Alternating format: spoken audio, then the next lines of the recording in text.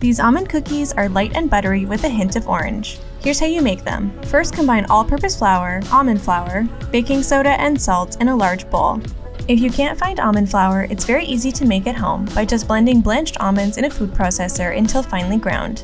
In a separate bowl, cream together softened unsalted butter, granulated sugar, and brown sugar using an electric mixer on medium speed. The results should be light and fluffy. Next, add 1 egg yolk, a tablespoon of orange zest, and 1 teaspoon of almond extract. Orange and almond are a match made in heaven. Trust me, you don't want to skip either of these flavors. After that's combined, gradually pour in the flour mixture about 1/3 at a time, mixing in between until it's all been incorporated.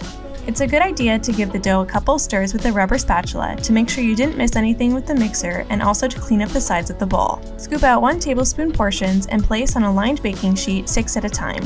The dough is quite sticky, so use a wet spoon to flatten them out rather than your hands.